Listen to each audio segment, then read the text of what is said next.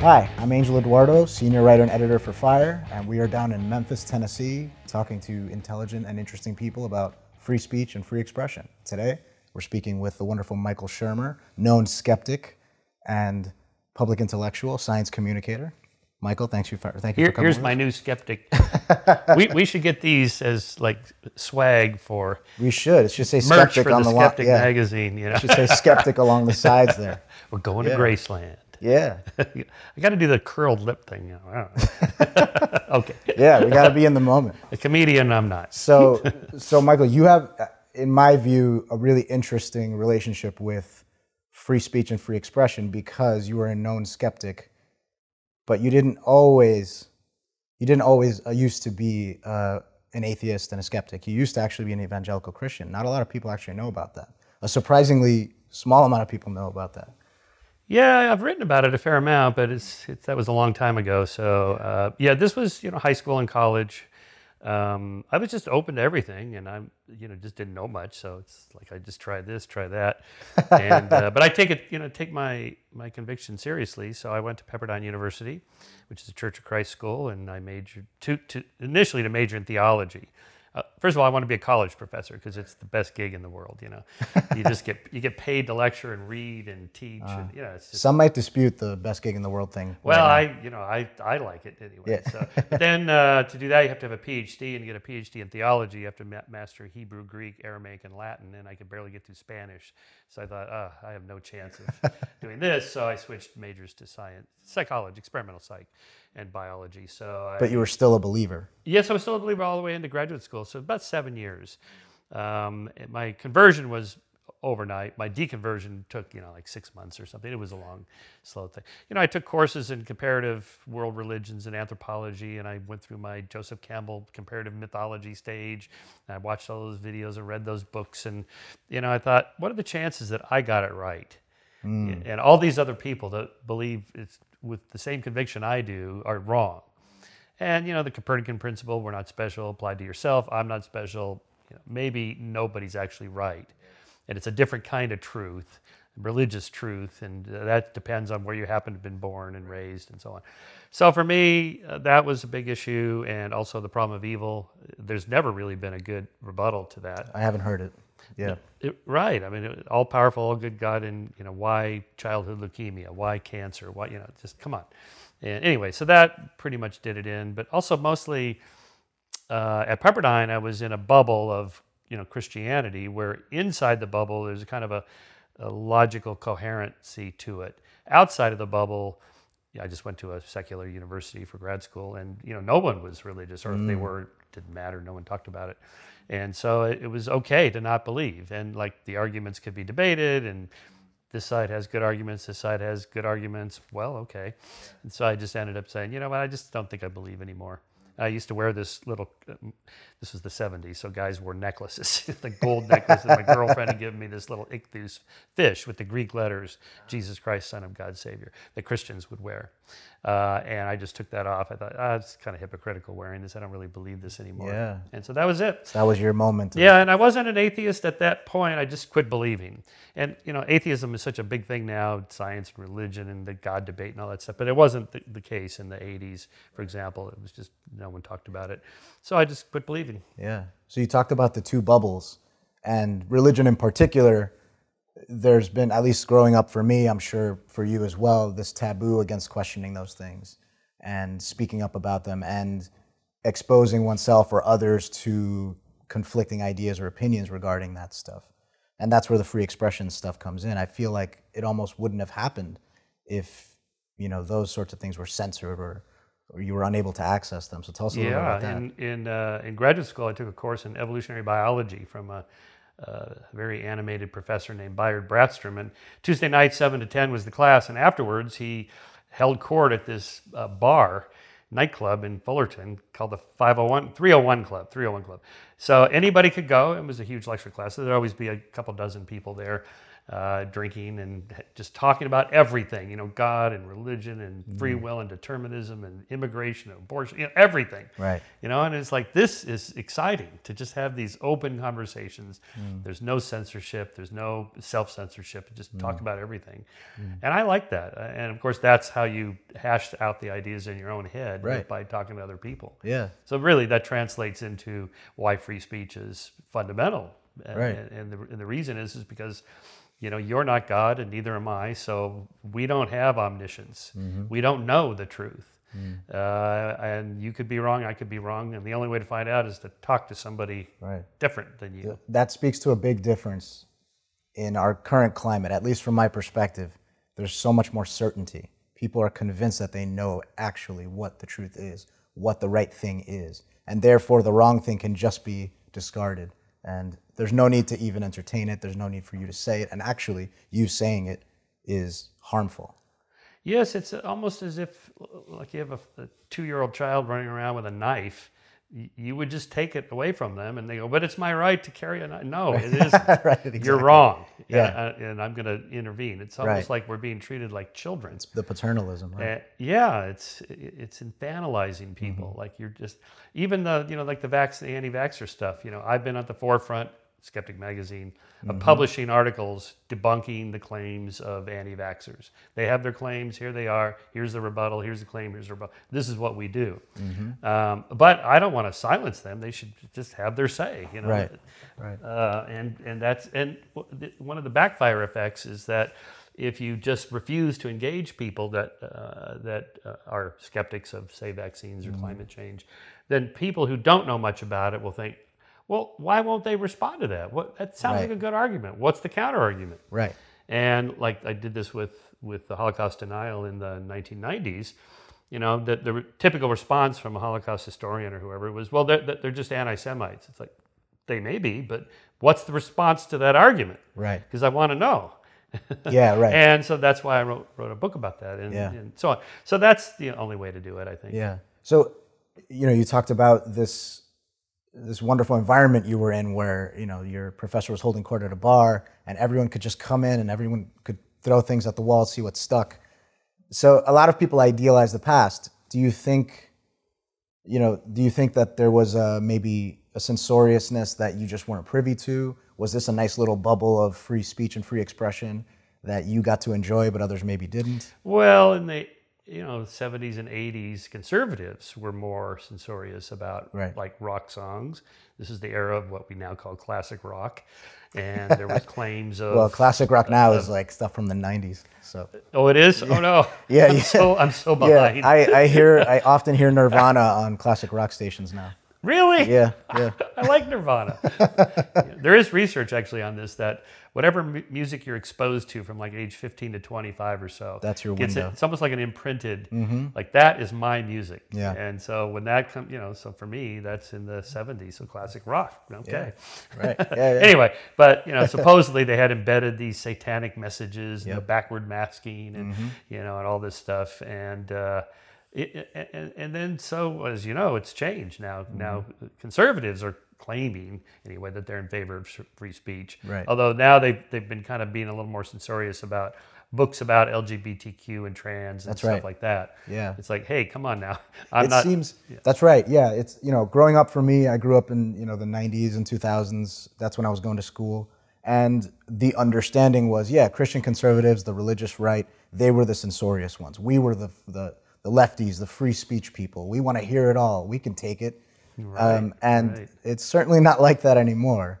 But I do think that it would be false to say that now the roles have switched. I think now it's more that both sides are on the same side of the seesaw with regard to that sort of stuff. I think so, yeah. Again, the logic is that, if this information is wrong and people are going to die or the species is going to go extinct because of climate change, then we have to stop the people and silence them that don't agree with us. Well, that's never the case. These apocalyptic scenarios are never true. Every dictator in the history of the world has always said we have to silence people because our state, our nation will die if they have a voice, and so everybody argues that. It's almost like it's in our human nature to want to censor what other people think and say. It seems to be. And even people that claim to be in favor of free speech, the moment they get power, something just switches in their brain. I don't know what it is.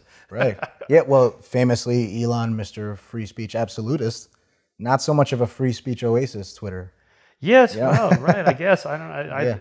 It's hard to say though, because I don't know what's going on inside the company. Right. You know, and there could still be employees in there that he didn't get rid of that are still behind the scenes tweaking. I just don't know. Well, he personally, I think, has gone after people who've criticized him. Et cetera, it's true. et cetera. Yes, that's right. Yeah, So, I know. I know.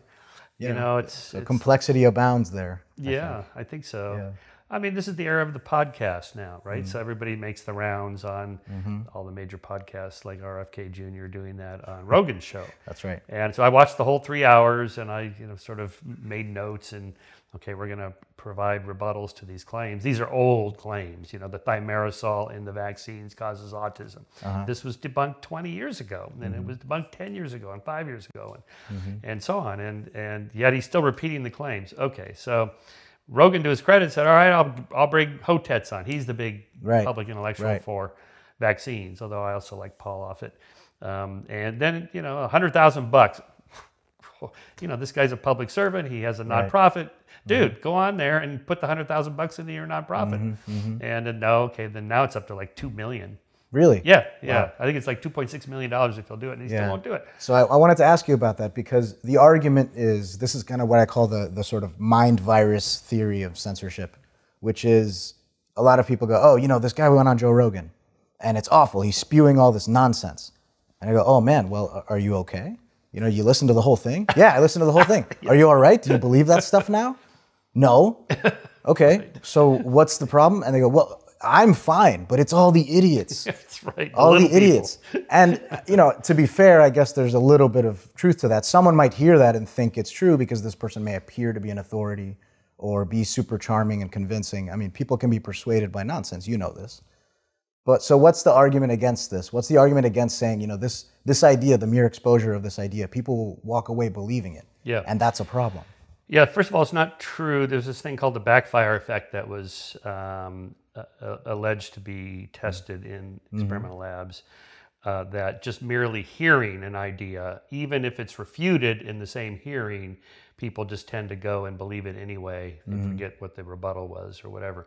That did not survive the replication crisis. The backfire effect does not appear to hold up. And in fact, there's a lot of research now showing people will change their mind. They'll hear an argument here, they'll hear the argument here, and if they believe this, they'll switch over to that if it's a better argument.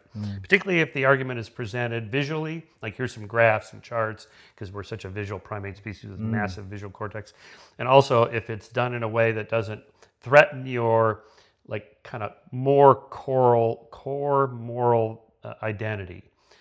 So like if you tell, well, this is my example, if you tell a Christian creationist that they have to believe in evolution and become atheist, they're not going to accept evolution. It's a tall order. It's a tall. Like, how about just evolution is the way that God made the diversity of life, and you can keep the God stuff, and you can keep Jesus and all that stuff. Then they're more likely to go, okay, then I'll just focus on the science.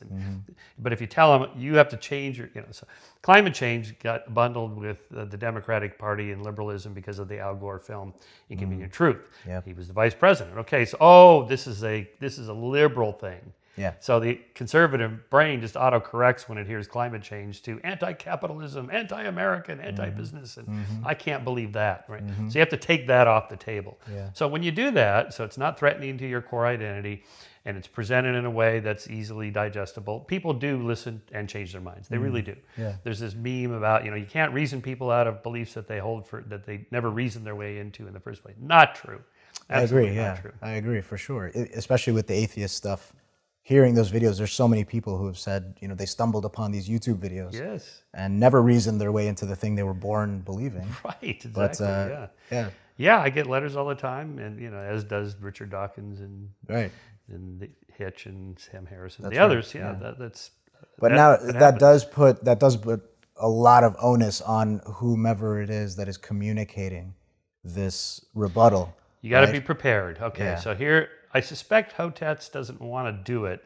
even though he's deeply informed about vaccines, you have to know what RFK Jr. is going to argue. Right. And it's not enough to know about vaccines because he's got other stuff going on. Remember, he's a lawyer. And the purpose of a lawyer is to win the case. It isn't to find the truth. That's their job. You could be debarred if you don't defend your client to the best of your ability. In this case, it would be his beliefs. And so that's a very different way of thinking about things. Scientists are much more open to change their mind if the evidence changes, because they're not trying to win. In principle, they're not trying to win something. So Kennedy will come up with some obscure, like he did on Rogan. What about this study that was done in 1976 in this obscure journal that found that blah, blah, myocarditis or whatever, autism link? And if you don't happen to know that, then you're going, I don't know. Right. It's like, and then Kennedy goes, well, you see, if you knew. Yeah. Now, if it was an actual trial, he'd have to give that in disclosure stage, and then the other side would know. Yeah. Because lawyers never allow things to be entered into the case that they don't already know what the answer is going to be. No surprises. Right. No surprises. And, but Rogan's not like that. But Rogan's not like that. I love Joe. I've been on his show 7 times. He's a good guy. But this is not 60 Minutes where you have a team of researchers that spend months preparing, and then the host has his questions, and bam, bam, bam. That's not what he does. So you just have to know ahead of time. That's not what I'm watching here. I'm watching something else. And then there's the gish galloping. Yes, the gish gallop. Right. I mean, you set 1,000 fires, and if Hotez puts out 999 of them, well, that last one, obviously he couldn't rebut. That's a risk. Okay, I don't fault the Hotez for not personally wanting to do it. Not everybody wants to do debates, but if he portrays himself as a public intellectual, and I'm here to help the public through ideas and science, well, then why not go on the biggest show on the planet? There's nothing that comes even remotely close to it. Tucker Carlson, Hannity, Fox News, they're maybe 1, 2, 3 million tops. Rogan's 3, 4 times that size. And if it was that particular episode, it'd probably be 40, 50 million would watch it, right? I mean, why not take that platform and say, I'm going to use this to inform the public about vaccines and why he's wrong about this. Yeah, so he claims, for example, that the vaccines were not tested properly through placebo-controlled trials. Not true, they were. It's just that he's defining it in a particular way that the CDC does not define what a controlled placebo trial is. So this is what we call moving the goalposts. Right. Like, you did this. Okay, no, here's what we did. Okay, in that case, that this, like the thimerosal in the vaccines is a form of mercury, and mercury is a toxin, so it somehow must cause autism. And well, they took the thimerosal out of the vaccines in 2000, and there's still kids getting autism. Oh, no, it's not the thimerosal. It's the number of vaccines. And then so, okay, well, the number is this. Okay, no, it's not the number. It's the sequence, or it's how they're bundled. Or in other words, they just keep. The answer is always going to be vaccines are bad, no matter what the arguments are. So that tells you it's not a fair argument. It's not. He's not a fair player. Right. So, by the way, interestingly, in that 3 hours with Rogan, he's going on and on about you can't trust peer review, and scientific consensus is nonsense. There is no consensus. There's always room for debate, and you got to listen to the skeptics and so on. And then they get off on climate change. He's like, oh, the jury is in.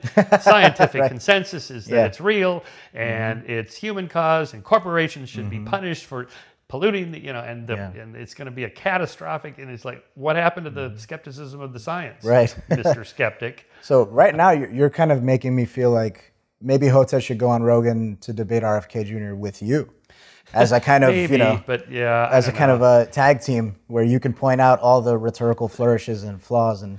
Well, and then there's that, and then there's the anomaly hunting, which is you just scan the landscape of whatever the topic is and find little anomalies that the mainstream theory doesn't account for. Right.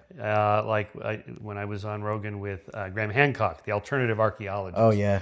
This is almost 4 hours, right? And so he's pointing out, well, what about at the big great pyramid complex, there's the Sphinx, and on the one side there's this kind of weathering, and the mainstream archaeologists, there's this one thing right there on the left toe of the Sphinx, and if you can't explain that, then my theory of that this was done by an advanced civilization 10,000 years before, then it's like, but hang on, the main consensus is that all the evidence points to this. No theory explains absolutely everything, but there's always little anomalies. The current theory the fundamental physics is, explains most of stuff, but not everything. There's still some okay, so maybe we need some tweaks on the accepted theory of the Big Bang or whatever, or string theory, whatever we're talking about. But the skeptics, so-called skeptics, will always hunt for the anomalies. Conspiracy theorists do this all the time. Right. Yeah, we're going to get into that for sure. But basically what you're outlining here for me is communication is really, really hard. Hashing this stuff out is really, really hard. And that almost lends credence to the argument from people who would rather RFK Jr. not be platformed or not be put on Rogan, not be given this megaphone. Because look how hard this is. And in the meantime, people might get sick, people might die, people might be harmed. So shouldn't we just try to cut the head off of this thing? Yeah, well, first of all, don't platform RFK Jr. He has a platform. He's running for president. Come on. I mean, he's one of the most famous people in the world already. That's true. Okay, so it's not like, we're going to silence him. No, you're not. That's not going to work, right? Okay. No. And yeah, and also, well, okay, so, people are going to die. Well, all right. But, again, you're not God and neither am I, neither is RFK Jr. or Joe Rogan. We don't know. So we got to hash it out. And, he's wrong about most of the things he said, but not everything. This is the other thing. When he goes on about the regulatory capture by big pharma, that's true. This is how we ended up with, the opioid crisis. Where were the watchers watching the big pharma companies when they were telling doctors the opioids are not addictive? And that was a lie. In the same way that big tobacco got away for decades, lying about the link to lung cancer and cigarette smoking. They just lied. Where was the regulators? Well, they were essentially bought off. So in a way, it's a kind of a conspiracy theory that turned out to be true. Right. And I think that's probably the most difficult thing about conspiracy theorists or conspiracy theories is that there are some little kernels of truth in there that they extrapolate upon. But that's what makes it so hard to really tamp down on them. So yeah, so I call that constructive conspiracism, that enough conspiracy theories turn out to be true that it probably pays to err on the side of a little paranoia, just in case. We should all be more paranoid. A little bit, constructively so, not overboard. Right. Not everybody is after you, but somebody might. Right, exactly. But that thing, it seems to me that another consequence of censorship is feeding conspiracy and feeding conspiracy theory. Because as you mentioned earlier, well, how come they won't answer that? How come they won't address this? And then you find a kernel of truth and you go, aha, this must be why. Right? Yeah, exactly. Like Biden just announced a few days ago that he was not going to release the final 1% of the documents related to the JFK assassination. And of course, the conspiracy, why not? What's in there? That must be a disclosure about the CIA was in on it. I'm quite sure it isn't that, because we would have found that by now. It's probably something more like there's documents showing that the CIA was up to some foreign policy stuff, backing some dictator in a third world country, or rigging some election, or assassinating some foreign leader, because they used to do stuff like that. Yeah, maybe they still do. I don't know, but but that raises suspicions. Come on, release the document. Well, they're classified, and the State Department might be embarrassed. Well, too bad, because the same thing with these UAP videos and these whistleblowers claiming they've touched the spacecraft, or they have the alien bodies, but they can't show them to us. Yeah, come on. It's like enough. I've been at this for 30 years. Yeah. I've been hearing this story, like every year. The disclosure's coming. At any moment, we're going to find out about the aliens. All right. Shermer, you just don't want to believe. No, I would love to believe. Show me the body. Right. Oh, can't show you. Yeah, it's Carl Sagan's Invisible Dragon. Exactly. Yes, exactly. You're right. And it's funny because it kind of it comes back to the religious stuff. Those were the same circular religious arguments. There's something so human nature about all this stuff. Yes, exactly. Yeah, Sagan dragon story is so good, right? Yeah. I have a dragon in my garage. Right. Would you like to see it? You open the garage and look in there. I don't see anything. Well, it's an invisible dragon. Well, we'll put some flour on the floor and then we'll see the footprint. Well, no, this invisible dragon hovers above the ground a foot, and well, we'll get a heat detector like this thermometer thing. Well, no, it's a cold-blooded dragon. It doesn't give off any heat. At some point, you have to ask, what's the difference between a invisible, hovering, cold-blooded dragon and no dragon at all? Right. And people, but I feel the presence of the dragon in my heart. I feel his love. Yeah. Sorry, That's just not evidence. And the whole whistleblower thing, but we have whistleblower laws that protect them. So, you have all these whistleblowers that want to come forward about the UAPs, UFOs. Okay, where are they? Well, we can't, and I'm not, there's three sources. There's the David Grush story about the UFOs. And then Michael Schellenberger says he talked to some of these whistleblowers. And so I had him on my podcast. All right, who were these people, Michael? Can't tell you.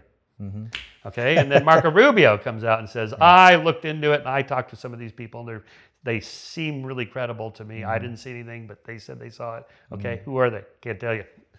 Come on. This is people. I think maybe part of our nature is when somebody wants to censor or silence or keep secrets, people get suspicious. Sure. Like, what's going on over there? Yeah. Right? Yeah. Well, the one thing on the shelf that they tell you you're not allowed to look at, that's the one you're going to want. Yeah, exactly. Yeah. But, it seems to me that there is a fine line probably between skepticism and what ends up veering into conspiracism. So how do you keep yourself on the right side of that line? Well, so don't believe things that have to be believed in to be true first. Extrapolate on that. If it has to be believed in to be true, like religion, you have to believe in it for it to work. But I want it to be like Philip K. Dick's, reality is that which when you stop believing in it doesn't go away, it's still there. If it requires belief, now that's not true for everything.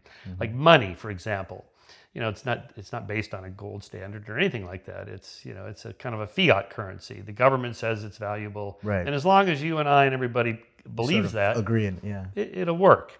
But if enough of us did a run on the bank, for example, as a real example, the whole thing breaks down because the money's not in the bank, and the money is not backed by anything other than the good faith of the U.S. government. So that would be kind of a belief in belief. But in science, we need more than that. If you tell me Bigfoot's real, okay, maybe there is a bipedal primate running around the Himalayas or Canada or something. I'll believe it if you just show me the body. Right. Well, you see, my camera didn't work when I saw him. Back to the dragon. And I felt the presence of him in my tent. I looked out and there it was, but it was dark. It's, sorry, that's just not good enough. Yeah. So tell us about the importance of free speech and free expression with respect to skepticism, because I feel like you couldn't possibly have one without the other. Yes, I think that's right, because, skepticism is really just a scientific way of thinking. So you start with the null hypothesis. Whatever the claim is somebody's making is not true until they prove otherwise. So the burden of proof is on them. All right, so go ahead and make your case. So there you have to have kind of an open dialogue and peer review and so forth, and make your case. Go ahead. But if you don't, well, I'm sorry. It's just the way it works. Too bad. And the reason for that is because most ideas, including those by scientists, are not true. They're for every successful theory that we know about, Big Bang theory of evolution, whatever, there's 100 that people, including big name scientists, threw up on the wall and they just never stuck because there's just nothing there. That's just the way it goes, right? So skepticism is, that's nice, show me, prove it. And if you prove it, I'll change my mind. Right. And it's as simple as that. People ask, well, what would you say, Shermer, if they discovered aliens? And what would you do in Skeptic? I'd say, we would print on the cover, we were wrong. Yeah. But it's not wrong. It's like, I'd like to believe in aliens. We've been convinced. But if you could convince me by showing me, the equivalent, so here's my answer to that, is the Chinese spy balloon. When that story first broke, within the first couple of hours, it was like, yeah, maybe. First of all, we just have these stories, and people have these cameras. It's way up there. It's kind of hard to see. But within a few hours, it's like, oh, those are some pretty sharp photos. And then within days, we have jets scrambled up there, and they're taking photos of it, and then they shoot it down. Then the president holds a press conference. The Pentagon says, yes, it was a Chinese spy balloon. We shot it down. Here's the debris. Secretary of State, Secretary of Defense, everybody says it's real. We can all see it. End of story. So we don't have to investigate the credentials of the people that saw the Chinese spy balloon, how many degrees they have, what ranks they have in the military. All that's irrelevant. And so when people are credentialing, they're talking about the the credentials of the eyewitness. That means they don't actually have any evidence. Right. But we need to be able to say these things. We need to be able to talk about these things. We need to hear the kookiest of the kooky ideas and stories and statements in order to assess what's what. Yeah, absolutely. Yeah, that's right.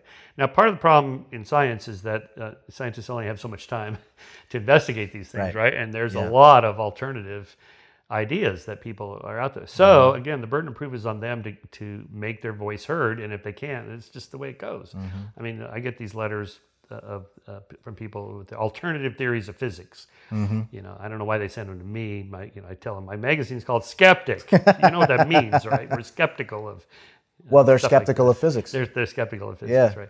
And people like Michio Kaku or Neil deGrasse Tyson, they get these letters all the time, and they simply just don't have the time to like look into every single one of them. So to the outsider, it feels like, you know, they're silencing me. It's like, no, dude, sorry. It's just, you know, you do know there's like 100 people like you, right? It's not just you, and they don't usually know that. And like Graham Hancock got upset about Zahi Hawass in the Great Pyramid Complex. He's the leading Egyptologist, who's kind of the public face of the Great Pyramids.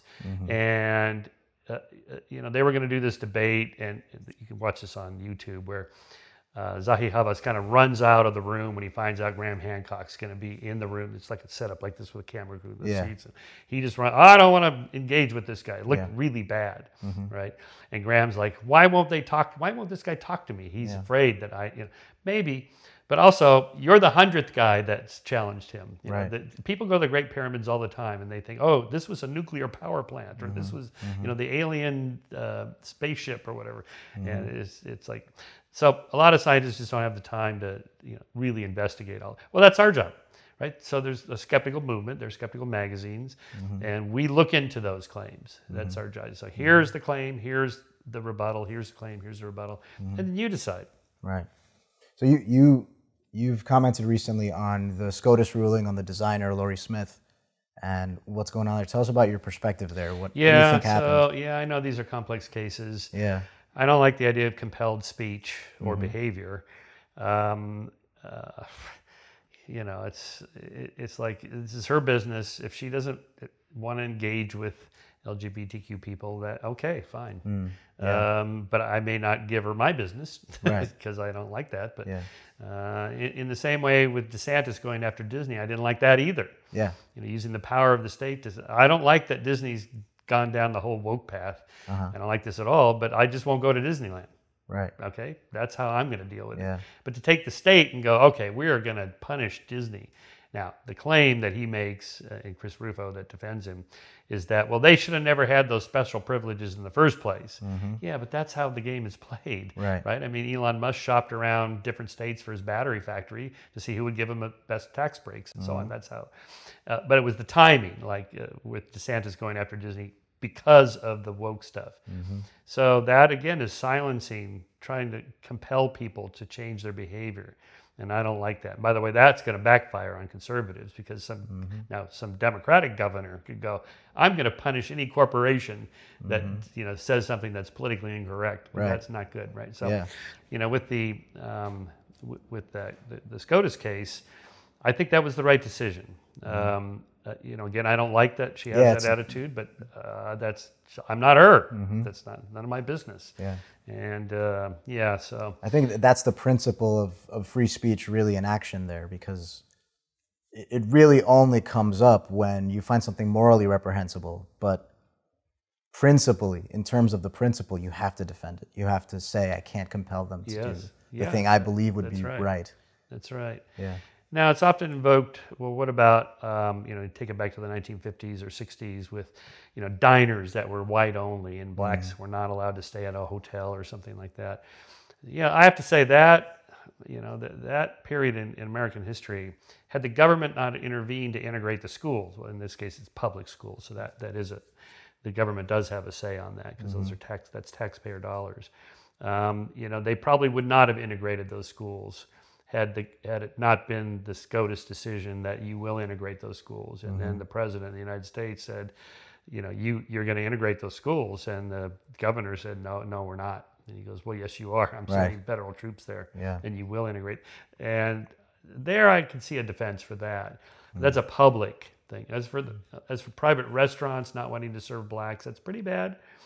I think the attitudes would be now, well, then no one's going to cater to your business because it's It'll be all over Twitter in a second. Yes, and that that I would restaurant will prefer be gone. that as a way of changing people's behaviors. Right, right. But ultimately, the law can't do this. To change hearts and minds, it has to be through ideas from the bottom up, where we all have our consciousness raised through just conversations about language and attitudes and beliefs about other people.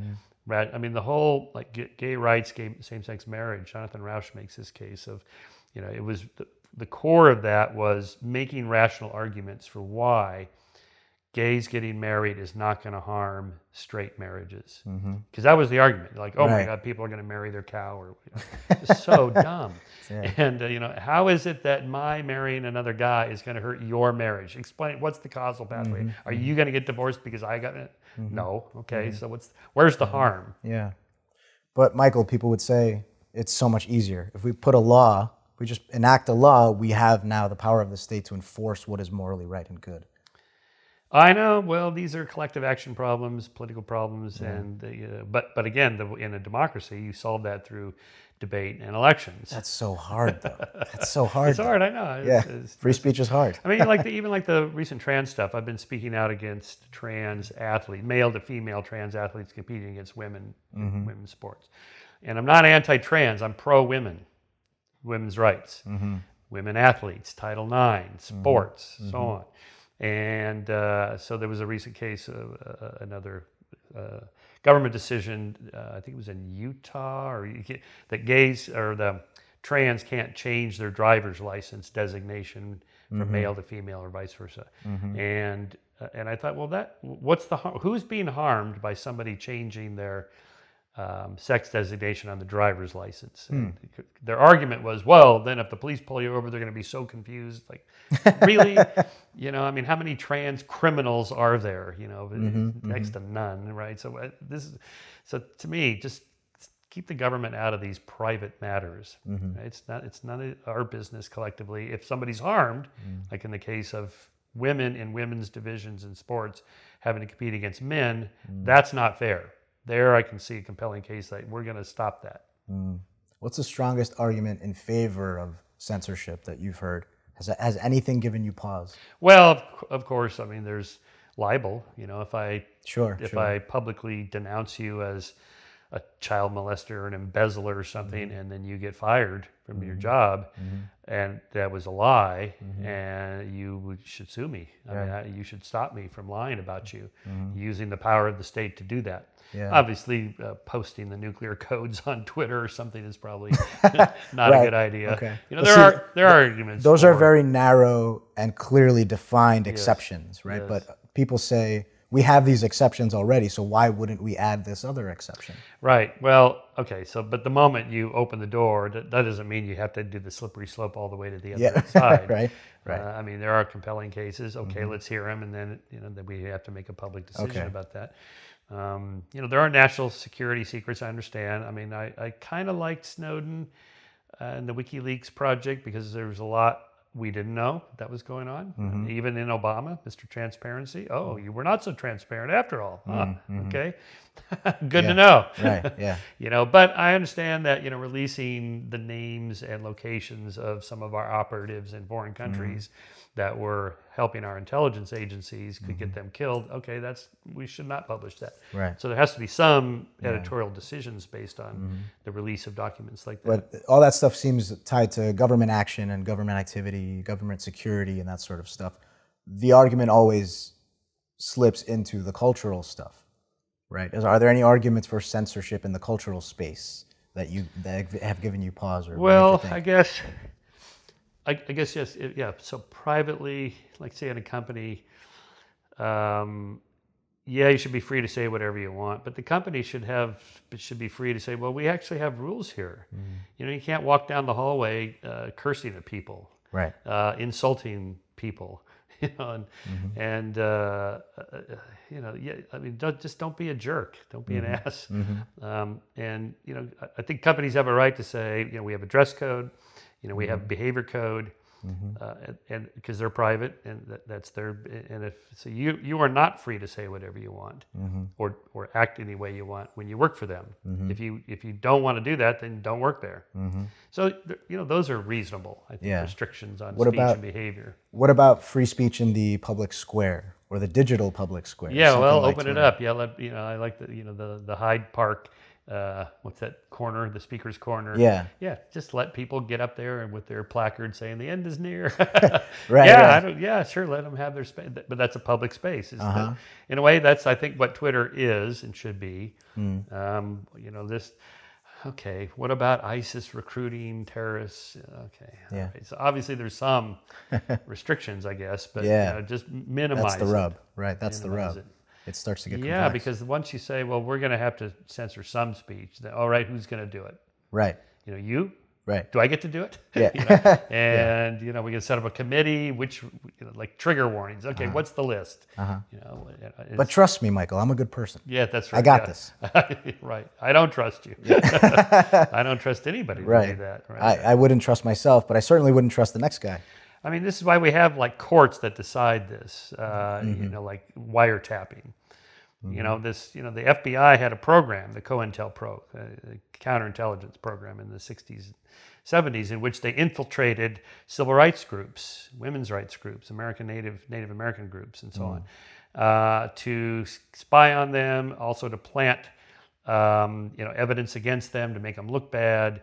They wiretapped Martin Luther King's phone calls, all of them. That was signed off by Robert F. Kennedy, by the way. J. Edgar Hoover, Bobby Kennedy was the president's. Sorry, it just escaped me. His attorney general, AG, Attorney General Bobby Kennedy signed off on Hoover's request to wiretap Martin Luther. We now think of Kennedy and King as like on the same team. Not so. At the time, King was not popular. He was not the statue that we think of him as today. He was considered a threat to national security. Right. And the FBI wiretapped his phone, and we have the letter. You can look it on Wikipedia from J. Edgar Hoover signed off on a letter sent to King saying, we tape recorded your sex with your mistresses in hotel rooms, and we're going to release those publicly.